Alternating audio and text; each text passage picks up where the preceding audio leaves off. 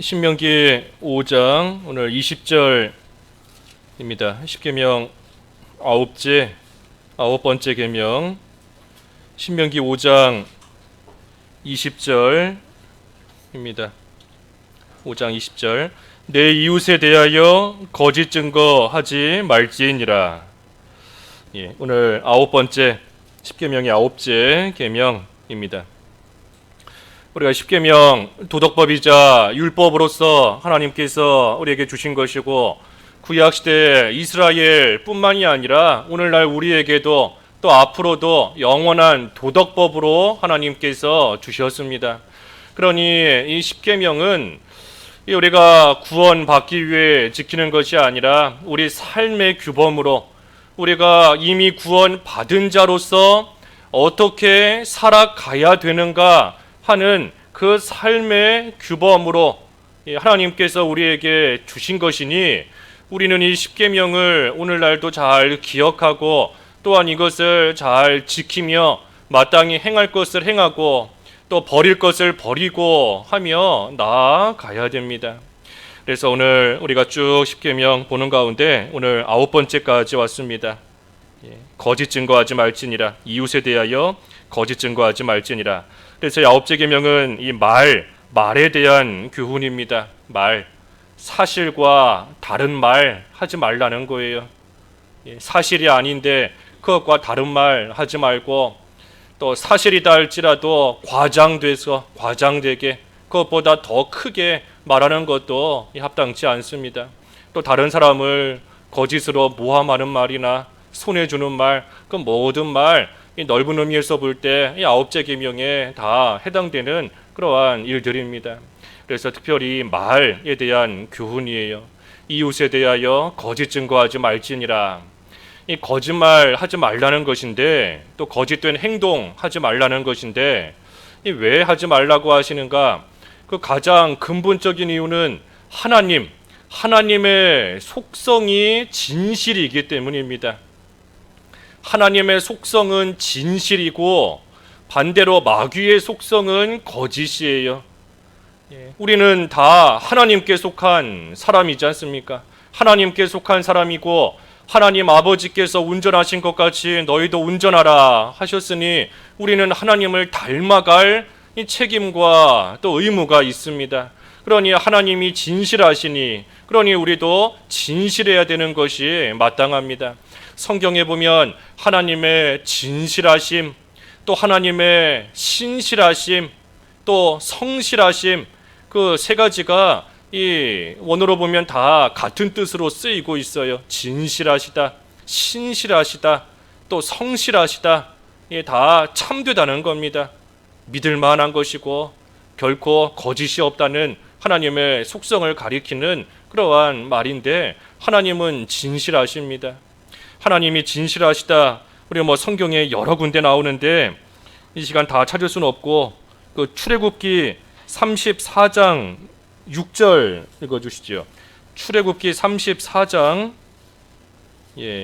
6절. 출애굽기 34장 6절. 여호와께서 그의 앞으로 지나시며 선포하시되 여호와라 여호와라 자비롭고 은혜롭고 노하기를 더디하고 인자와 진실이 많은 하나님이라. 진실이 많은 하나님이시다 그랬어요. 진실이 많은 하나님이시다. 시편 40편 10절과 11절에도 나와 있고 읽진 않겠지만 시편 40편 10절과 11절 115편 1절 여러 군데 하나님은 진실하시다, 신실하시다 하는 것을 분명하게 성경에서 증거하고 있습니다. 그러니 하나님은 결코 거짓말을 하실 수가 없어요.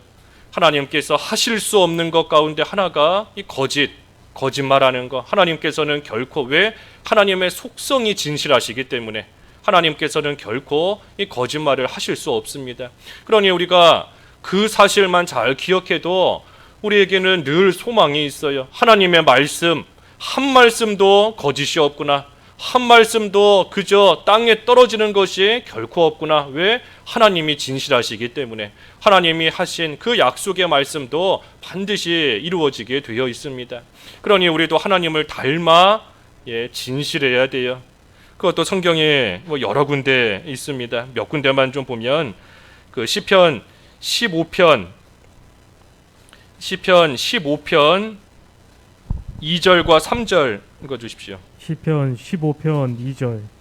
정직하게 행하며 공의를 실천하며 그의 마음에 진실을 말하며 그의 혀로 남을 허물하지 아니하고 그의 이웃에게 악을 행하지 아니하며 그의 이웃을 비방하지 아니하며. 예, 그 15편 주의 성산 거룩한 산에 사는 그러한 사람들이 누군가 하는 것이 쭉 나와 있는데 거기 보면 마음의 진실을 말한다.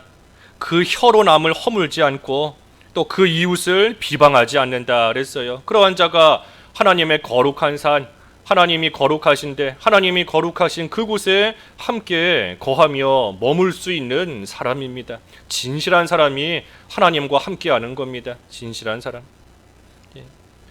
또 잠언 6장 19절에 보면 그 잠언 6장 19절 그 6장에 쭉 보면 하나님께서 미워하시는 것 67가지 하면서 잠언 6장에 쭉 나옵니다. 그 중에 하나가 거짓을 말하는 망령된 증인 그랬어요.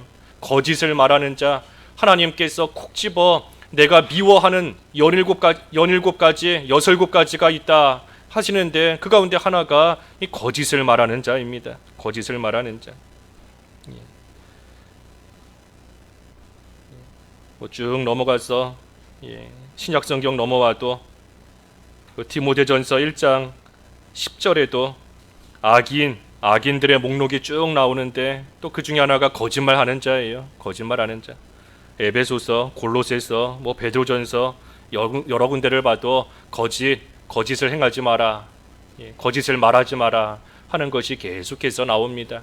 그러니 우리는 무엇보다 하나님의 진실하심을 닮아 우리도 진실하게 거짓 증거하지 않는 것이 성도, 거룩한 사람, 하나님의 사람으로서의 합당하고 마땅한 모습입니다. 반면에 마귀의 속성은 거짓이다 그랬어요. 마귀의 속성은 거짓이다. 그 요한복음 8장 44절에도 거짓 그 아비 마귀다 그랬는데 거짓의 아비 마귀인 겁니다. 그러니 모든 거짓된 것은 다 이 마귀에게서부터 나오는 겁니다. 마귀의 속성 자체가 거짓이에요. 그것도 한 군데만 읽어보죠. 요한 1서 2장 21절. 요한일서 2장 21절. 내가 너희에게 쓰는 것은 너희가 진리를 알지 못하기 때문이 아니라 알기 때문이요 또 모든 거짓은 진리에서 나지 않기 때문이라. 모든 거짓은 진리에서 나지 않기 때문이라 그랬습니다. 그러니 뭐 너무 당연한 말이지만 진리와 거짓은 함께 갈 수 없는 것이고 정반대되는 그러한 위치에 있는 겁니다. 그래서 우리는 거짓 증거 하지 않아야 돼요. 거짓 증거, 거짓말. 이 거짓말의 유형이 참 많습니다. 오늘 십계명에 보면 내 이웃에 대하여 거짓 증거하지 말지니라 그랬는데 이웃, 사람에 대한 거짓말뿐 아니라 우리가 하나님께 거짓말할 때가 많아요. 하나님 앞에 약속해 놓고 지키지 않는 거 다 거짓말한 겁니다. 하나님 이제는 내가 죄 안 짓겠습니다 해놓고서는 죄 지으면 거짓말한 거예요. 이제는 내가 하나님 말씀대로 살겠습니다, 거룩하게 살겠습니다 해놓고서는 그대로 안 살면 다 하나님 앞에 거짓말한 겁니다. 하나님께 서원한 것이나 또 작정한 것이나 그러한 것들을 지키지 않는 거 그거 다 하나님 앞에 거짓말한 겁니다. 또 이웃에 대하여 거짓말하는 것도 많아요. 사소한 약속이라도 약속을 지키지 않는 거 그것도 다 거짓말하는 겁니다. 그 로마서 1장에 보면 여러 가지 죄악된 모습이 나옵니다. 로마서 1장에 보면 그 중에 배약이라는 게 나와요. 배약, 약속을 배반했다, 약속을 지키지 않는다. 그 하나님께서 싫어하시는 여러 죄 가운데 분명한 한 가지인 겁니다. 배약, 약속을 지키지 않는 것. 사소한 약속이라도 말로 한 이상 지켜야 되는 것이지 그렇지 않으면 다 거짓말하는 겁니다. 무슨 계약을 고의적으로 파기하는 것도 거짓말하는 것이고, 우리 학생들은 그 학교에서 그 소위 뭐 대리 출석 그런 거 있잖아요. 친구 대신해서 자기가 출석 이름 호명하면 대답해주고 하는 거, 그런 것도 뭐 사소하게 여겨질 수 있지만 그것도 다 거짓말하는 겁니다. 하나님 앞에 옳지 않아요. 위조, 문서, 또 위장 전입, 뉴스에 많이 나오지만 그 모든 것들 다 이 구계명에서 말하고 있는 그러한 거짓 증거 하지 마라, 거기에 다 걸리는 그러한 일들입니다.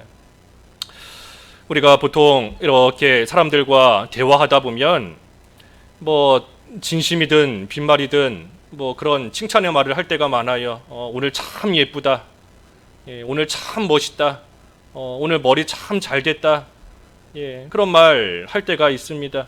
뭐 상대방을 기분 좋게 해주려는 그러한 말이니 뭐 손해주는 것도 아니고 그 정도 말은 괜찮지 않은가 하는 생각이 들 수 있지만 그것도 진심에서 나온 거 아니면 다 거짓된 겁니다. 우리가 너무 사소한 데서 이 거짓 증거 하지 마라, 거짓말에 대한 너무 사소한 일에 대해서 우리가 쉽게 여기고 그저 아무렇지 않게 할 때가 많아요. 그래서 남을 칭찬하고 기분 좋게 해주는 말이니 뭐 별거 아닌 것처럼 여기고 또 오히려 좋게 여길 때도 있지만 사실 빈말이라도 진심이 아닌 이상 그 말 하고 나면 다 거짓된 겁니다. 아까 요한일서 그 말씀에 이 거짓은 진리에서부터 나오지 않는다 그랬지 않습니까? 그러니 이 진실이 아닌 것, 참이 아닌 것, 거기서 나오는 것은 다 거짓된 겁니다. 우리가 말도 조심해서 해야 돼요. 또 편의상 하는 말도 있어요. 뭐 가령 뭐 누구 바꿔달라 하고 전화가 왔는데 지금 그 사람 없다 하고 말하는 거, 괜히 바꿔줬다가 서로 이 좋지 않은 말이 오가고 서로 뭐 감정이 좋지 않은데 괜히 전화 바꿔줬다가 다툼만 나고 진실되지 못한 안 좋은 일 생길 수 있으니 아예 그냥 차라리 없다 하고 안 바꿔주는 게 낫겠다 하고 생각될 수 있지만 그것도 옳지 않습니다. 아무리 선한 의도라 할지라도 그 악한 모습으로서 그 일을 또 해나갈 수 없는 거예요. 옳지 않은 겁니다.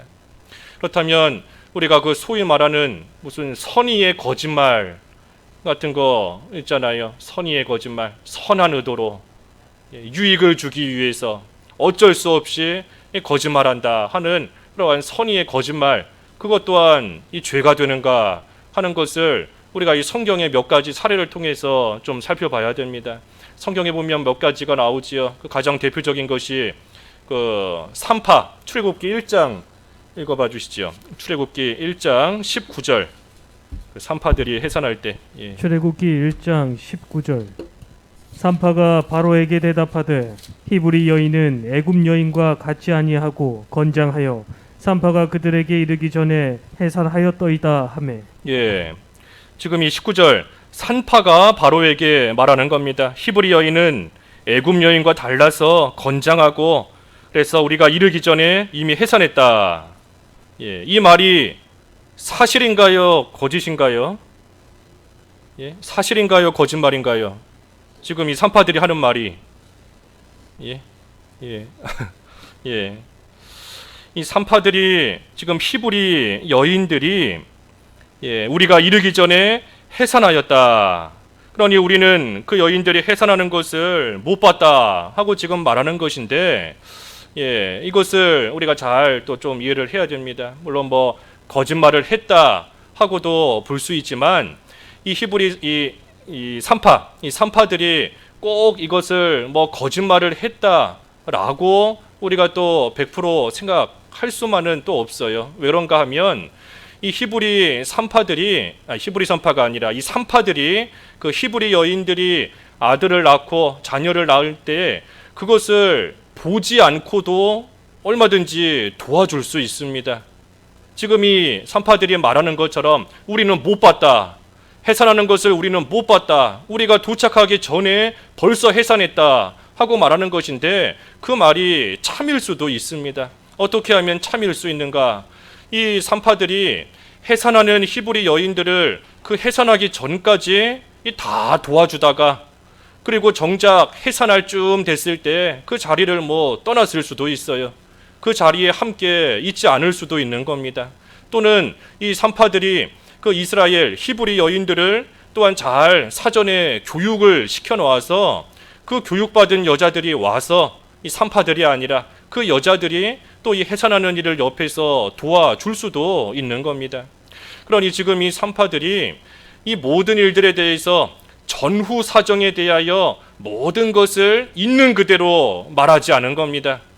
우리가 못 봤다 하는 그 결과만을 말하는 것이지, 우리가 이래 해서 우리는 못 봤고 사실 우리가 이렇게 사전에 조치해 놓았기 때문에 우리는 그 자리에 없었다 하는 그 모든 사정, 있었던 그 모든 사정을 다 말하지 않을 수도 있는 겁니다. 이 산파들이 그 모든 것을 다 말해야 될 의무가 없어요.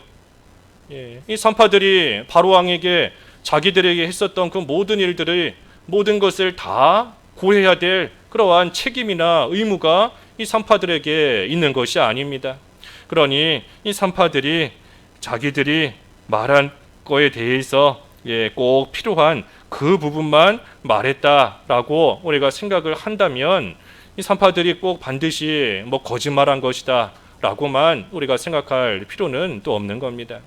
여기서 중요한 것은 이 산파들이 참 이 모든 것을 있는 그대로 말하지 않으면 이 왕에게 죽임을 당할 수도 있는 그러한 참 무서운 상황이지만, 그러한 상황에서도 이 사람을 살리려고 하는 하나님의 구원 역사에 협력하고자 했던 그 산파들의 그 마음의 중심, 또 그들의 그 믿음이 중요한 겁니다. 또 우리 한 군데 더 보지요. 그 라합, 출애굽 여호수아 2장 4절에서 6절까지 읽어봐 주시죠. 여호수아 2장 4절. 그 여인이 그 두 사람을 이미 숨긴지라. 이르되 과연 그 사람들이 내게 왔었으나 그들이 어디에서 왔는지 나는 알지 못하였고, 그의 사람들이 어두워 성문을 닫을 때쯤 되어 나갔으니 어디로 갔는지 내가 알지 못하나 급히 따라가라. 그리하면 그들을 따라 잡으리라 하였으나 그가 이미 그들을 이끌고 지붕에 올라가서 그 지붕에 버려놓은 3대에 숨겼더라. 이거 잘 아는 내용이지 않습니까? 정탐꾼 두 사람이 이미 숨겨놓고 찾으러 오니 나는 알지 못한다 하고 사실은 그 3대에다가 숨겨놓았다 그랬습니다. 이것도 이 기생 라합, 이 거짓말에 대해서 우리가 좀 생각을 해봐야 되는 부분인 것인데, 우리가 이 목사님 통해서 우리가 이 부분 배운 것은 어떻게 하든 이 선한 일로서 또 선한 방법으로서 모든 일을 잘 해나가야 된다. 하지만 아무리 찾아봐도 선한 방법을 도저히 찾을 수가 없을 때에는 참으로 하나님의 사람의 생명을 살리고 또 하나님의 구원 역사가 실패하지 않기 위해서 정말 어쩔 수 없는 방법이라 한다면 그때는 거짓말을 해서라도 도저히 다른 선한 방법이 없으니, 그러니 그때는 거짓말을 해서라도 생명을 살리고 하나님의 구원의 역사가 실패하지 않도록 또한 해나갈 것이 오히려 더 낫다. 물론 거짓말한 것은 하나님의 벌받을 만한 그러한 죄이지만 하나님께서 그 생명을 살리는 그것을 보시고 하나님께서 아마 용납해 주시는 그러한 일이 되지 않을까. 우리가 그렇게 배우지 않습니까? 하나님께서 용납해 주시는, 도저히 다른 방법이 없으니 자기가 거짓말을 하고 하나님 앞에 죄 짓는 것을 감수하면서까지 하나님의 사람의 생명을 살리겠다, 하나님의 일이 이루어져 나가게 하겠다 하는 그 중심을 하나님께서 보시고 하나님께서 용납해 주시고 용서해 주시는 그러한 일이 될 것 같다. 우리가 그렇게 배운 겁니다. 또 다른 측면으로도 생각해 볼 수 있어요. 이 기생 라합은 이스라엘 사람이 아니라 그 이방 여자입니다. 그 이방 여인 입장에서는 그 선의의 거짓말은 죄가 안 된다 하고 생각했을 수도 있습니다. 하나님의 백성이 아닌 이스라엘 백성이 아니기 때문에 잘 모르고 선의의 거짓말은 괜찮다 하고 생각을 해서 또 여기서 이러한 방법을 썼을 수도 있어요. 그리고 그것이 이 라합의 연약한 모습이지만, 하지만 하나님께서 또 긍휼히 여기시고 하나님께서 용서해 주셨을 수도 있다 하고 우리가 이 여호수아의 본문을 또 이해할 수 있습니다. 여기서 중요한 것도 이 라합, 기생 라합이 어떻게 하든지 하나님의 사람을 살리겠다, 어떻게 하든지 하나님의 일에 협력하고 그리고 나도 그 구원의 역사에 동참하겠다 하는 그러한 마음을 가지고 이러한 일들을 했다는 거, 그것이 중요한 겁니다. 이 정탐꾼들은 지금 하나님의 사람들인데 이 정탐꾼들이 죽으면 하나님의 사람들이 생명을 다 잃게 되는 겁니다. 그리고 이 여리고성에 대한 하나님의 그 역사가 또 온전히 이루어지지 못할 수가 있어요. 그러니 기생 라합은 그것을 생각한 겁니다. 그것을. 그래서 어떻게 하든 살리겠다, 하나님의 일에 내가 협력하겠다 하는 마음으로서 이러한 일들을 해나간 것이고, 그때에 하나님께서 또한 그 중심을 헤아리시며 또 하나님께서 용납해 주신 것 같다 하고 우리가 이 본문 또 이해할 수 있는 겁니다. 또 한 군데 더 보지요. 여호수아 8장 5절에서 6절. 여호수아 8장 5절에서 6절. 여호수아 8장 5절. 나와 나를 따르는 모든 백성은 다 성읍으로 가까이 가리니 그들이 처음과 같이 우리에게로 쳐 올라올 것이라. 그리할 때 우리가 그들 앞에서 도망하면 그들이 나와서 우리를 추격하며 이르기를 그들이 처음과 같이 우리 앞에서 도망한다 하고 우리의 유인을 받아 그 성읍에서 멀리 떠날 것이라. 우리가 그들 앞에서 도망하거든. 예, 이 아이성 정복할 때인데 아이성 정복할 때도 그 도망하는 척 하면서 아이성에 있는 사람들이 뒤쫓아 나올 때 숨어있던 이스라엘 군사들이 가서 그들을 치고 그 성을 점령하지 않습니까? 이 도망가는 척하는 거, 이것이 거짓된 행위가 아니냐? 예, 사실이 아닌데, 진실이 아닌데 거짓되게 사람으로 상대방으로 하여금 그것이 진실된 것처럼 믿게 만들었으니 그러니 거짓된 행위가 아니냐 하고 또 생각할 수 있습니다. 하지만 이것은 거짓 행위가 아니라 이 다른 말로 하면 은폐 행위인 겁니다. 은폐 행위. 이 지금 이스라엘이 적군에게 자신들이 왜 도망가는 행위를 하는지 그 목적을 밝힐 필요가 없어요. 그들에게 자기들의 행위의 그 목적, 지금 도망가는 그 행위를 보여주고 있는 것인데 그 행위를 왜 하는지, 그 목적이 무엇인지, 그 목적이 이건데 사실은 저것처럼 보이게 한다. 그 목적을 드러낼, 그들에게 알려줄 의무가 이스라엘에게 있는 것이 아닙니다. 하나님께서 이 이스라엘에게 그 아이성을 지금 넘겨주시는 것인데 그때에 이스라엘이 왜 도망가는가, 그것을 보고 아이성에 있는 사람들이 분별하지 못하고 스스로 거기에 속아 넘어갔기 때문에 결국은 이 행위에 걸려 넘어간 것이지, 이것을 가리켜서 이스라엘이 거짓된 행위를 했다 하고 또 우리가 생각할 수는 없는 겁니다. 이 비슷한 게 많아요. 그 열왕기하 6장 19절에도 보면, 열왕기하 6장 19절에 그 엘리사가 자기를 포위한 그 아람 군대에게 말하지 않습니까? 너희가 찾는 사람은 여기 없다, 저기 가야 된다 하고서는 그들과 함께 갑니다. 그것도 엘리사가 거짓말한 거 아닌가? 자기가 지금 아람 군대가 찾고 있는 사람인데 여기 없다 하면서 그들을 데리고 가고 있으니 그것도 거짓말한 거 아닌가 하고 생각할 수 있습니다. 하지만 이것도 그 아이성과 똑같은 경우예요. 이 엘리사가 지금 자기를 잡으러 온 그 사람들에게 이 모든 것을 있는 그대로 말해줘야 될 책임이 있는 게 아닙니다. 의무가 있는 게 아니에요. 심지어 하나님께서 그 아람 군대의 눈을 어둡게 하셨습니다. 하나님께서 그들의 눈을 어둡게 하신 겁니다. 그러니 그러한 상황에서 엘리사가 내가 엘리사다 하는 것을 말해야 될 그러한 필요나 그러한 책임이 있는 게 아니에요. 그렇기 때문에 그것도 엘리사가 거짓말한 것이다 하고 우리가 여길 수는 없는 겁니다. 한 군데만 더 보지요. 사무엘상 16장.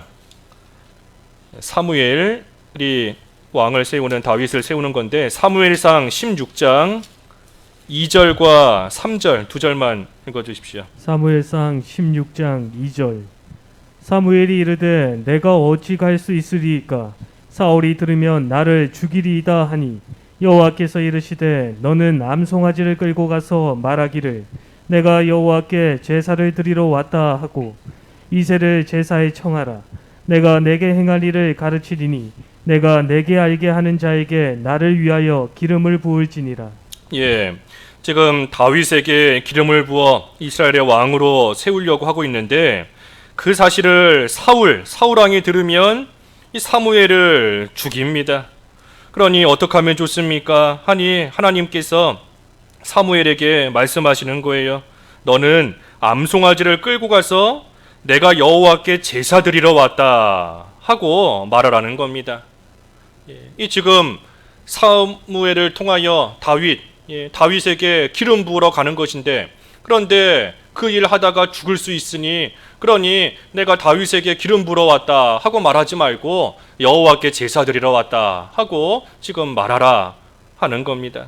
이것도 우리가 잘 보면 이 또 거짓말 한 거 아닌가 하고 생각할 수 있어요.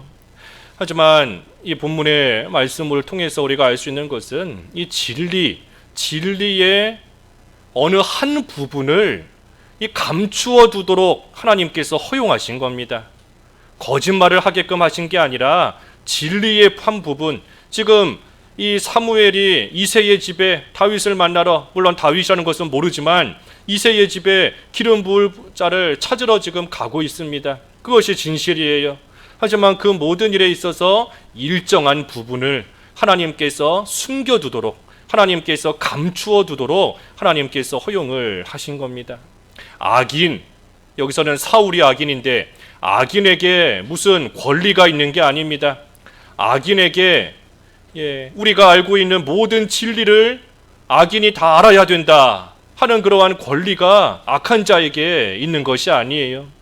그러니 하나님께서 주신 것 가운데 일정한 부분을 감추어 두고 때가 되면 다 드러나게 되지만 일정한 부분을 숨겨두게끔 하나님께서 허용해 주시는 그러한 부분이 있는 겁니다. 우리가 이 본문을 그렇게 이해를 해야 됩니다. 그러니 선의의 거짓말, 선의의 거짓말이라는 거 우리는 사실 허용해서는 안 됩니다.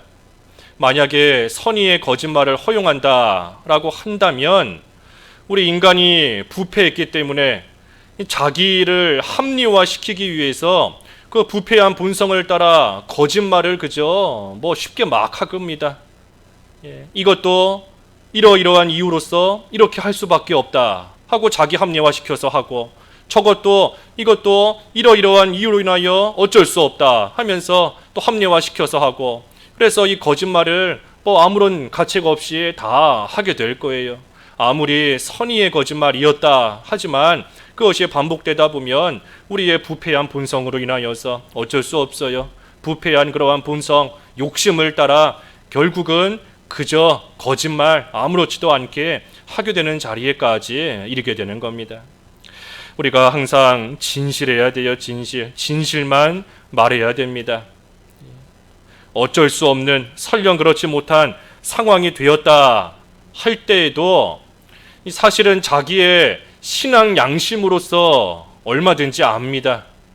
어쩔 수 없다 하지만 양심으로 얼마든지 알 수 있어요. 내가 지금 이런 행동, 이런 말을 하는 것이 나를 위해서 하는 건지, 아니면 아까 산파들이나 또 라합이나 여호수아나 또 사무엘 그러한 삶들처럼 정말 하나님을 위해서, 하나님의 일을 위해서 어쩔 수 없이 이러한 말과 행동을 할 수밖에 없는 것인지 자기의 신앙 양심으로서 다 압니다. 다 알아요.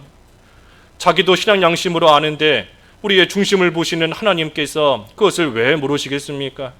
라합과 같은 상황에서, 사무엘 같은 상황에서, 산파들 같은 상황에서 정말로 자기들이 손해볼 수도 있지만 하나님을 위하여, 하나님의 일을 위하여 그와 같이 나아가는 것 하나님께서 아시기 때문에 하나님께서 그 중심에서부터 나오는 그 행위대로 하나님께서 보응하실 겁니다. 그것이 선의의 거짓말에 대한 결론이에요. 중심을 보시는 하나님께서 그 중심에서 나오는 행위대로 하나님께서 그대로 갚으실 것이고 하나님께서 그대로 보응하신다는 것, 그것이 선의의 거짓말에 대한 결론이니, 그러니 우리는 신앙 양심을 가지고 그 일을 하나님 앞에서 알 수 있으니 또 그대로 판단하며 행해야 됩니다. 거짓말하는 자 하나님의 형벌을 면치 못합니다. 이것도 성경 여러 군데 나와 있어요. 지금 찾진 않겠지만 잠언 19장 5절이나 잠언 19장 5절 또 9절, 잠언 19장 5절 9절 보면 거짓 증인 벌을 면치 못한다. 거짓말 내는 자 망한다. 그랬습니다. 21장 28절에도 잠언 21장 28절에도 거짓 증인 패망한다. 또 신약성경 그 마지막 요한계시록 21장에도 보면 요한계시록 21장 8절에도 이 거짓말하는 자 불과 유황으로 타는 못에 참여하게 된다 그랬어요. 불과 유황 못에, 그 뜨거운 못에 빠지는 자가 누군가? 거짓말하는 자다 그랬습니다. 거짓말하는 자. 또 21장 27절도 거짓말하는 자는 들어오지 못한다. 들어오는 자는 오직 어린 양 생명책에 기록된 자이다. 그랬으니 역시 거짓말하는 자 하나님 앞에 큰 해가 있는 겁니다. 21장 27절에도 22장 한 군데만 딱 읽어보지요. 요한계시록 22장 15절. 요한계시록 22장 15절. 요한계시록 22장 15절. 개들과 점수가들과 음행하는 자들과 살인자들과 우상 숭배하는 자들과 및 거짓말을 좋아하며 지어내는 자는 다 성 밖에 있으리라. 거짓말 좋아하고 지어내는 자도 다 성 밖에 있다. 예루살렘 성 안에 거하지 못한다는 겁니다. 그러니 거짓말 하는 것이, 거짓 행위하는 것이 얼마나 크고 무서운 것인가 하는 것을 우리가 잘 깨달아야 돼요. 너무나 쉽게 하고 순간의 어려움 모면하기 위해서, 순간의 이익을 위해서 할 때가 많지만, 참 우리가 이 거짓말 한다는 것이 얼마나 하나님께서 여러 차례에 걸쳐 망한다, 들어오지 못한다, 쫓겨난다 하는 말씀을 계속해서 해주셨다 하는 것을 알고 우리가 이 거짓말에 대한 참 심각함을 느껴야 됩니다. 그렇다면 결론적으로 우리가 바른 말, 진실될 말을 해야 되는데 어떻게 해야 우리가 바른 말, 진실될 말, 참된 말, 거짓을 멀리하는 생활 할 수 있는가? 우리 그 디모데전서 1장 15절 다 같이 한번 보지요. 디모데전서 1장 5절. 디모데전서 1장 5절 읽어 주십시오. 이게 결론입니다. 디모데전서 1장 5절. 디모데전서 1장 5절. 이 교훈의 목적은 청결한 마음과 선한 양심과 거짓이 없는 믿음에서 나오는 사랑이거늘. 이 세 가지를 우리가 간직해야 우리가 늘 진실된 삶을 살 수 있습니다. 세 가지: 청결한 마음, 선한 양심, 그리고 거짓이 없는 믿음에서 나오는 사랑. 이 세 가지를 우리가 잘 간직을 해야 돼요.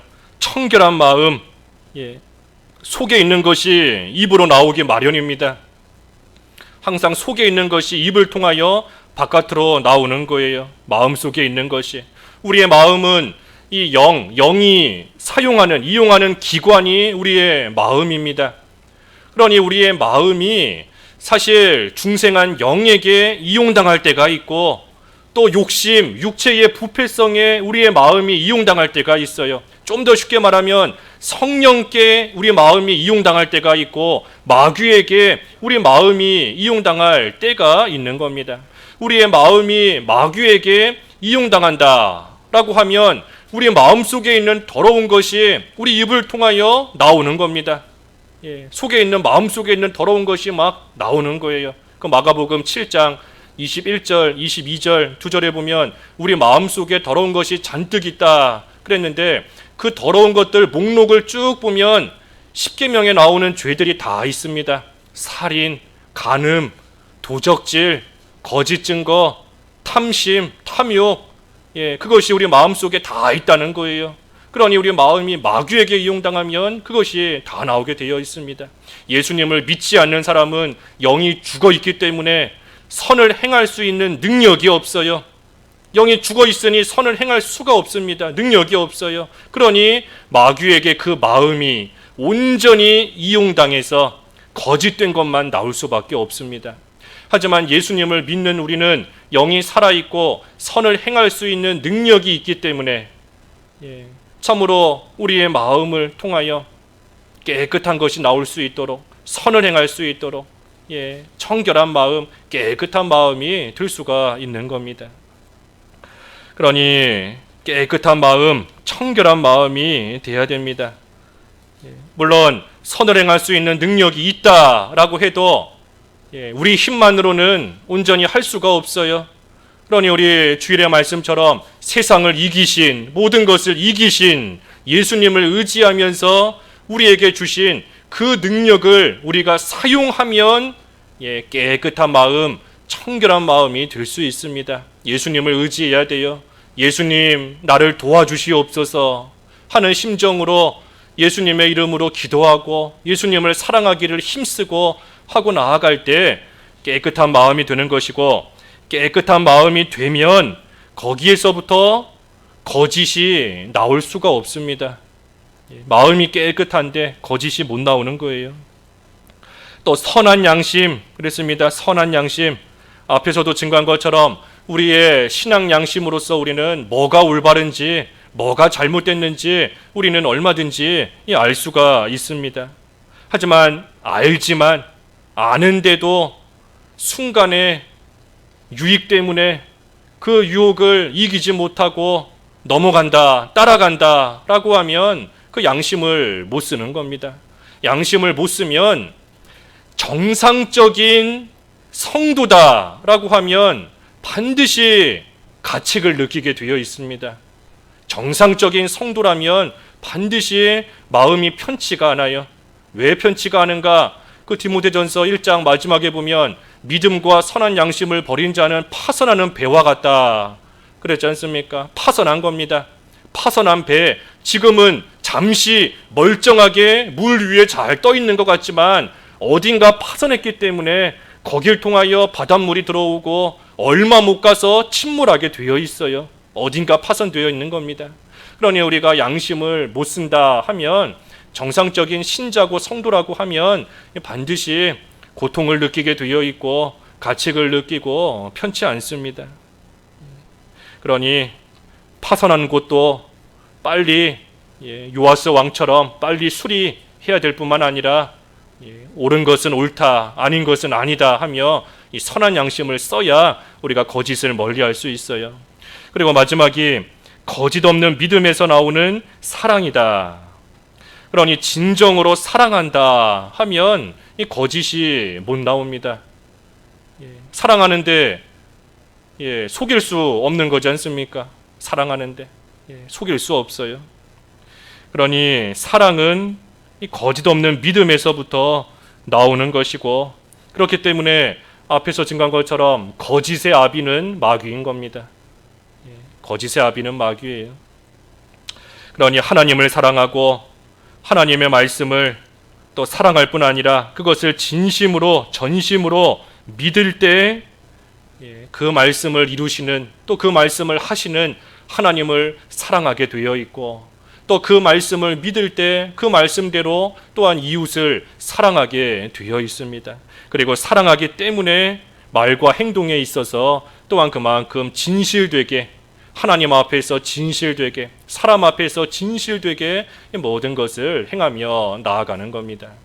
그러니 우리가 이 아홉째 계명을 생각할 때 그저 거짓말하면 안 된다, 이제는 거짓말 안 해야 되겠다 한다고 해서 그것이 되는 게 아닙니다. 왜? 우리 마음이 더러운데, 마음속에 거짓이 가득한데 속에 있는 게 나오게 되어 있어요.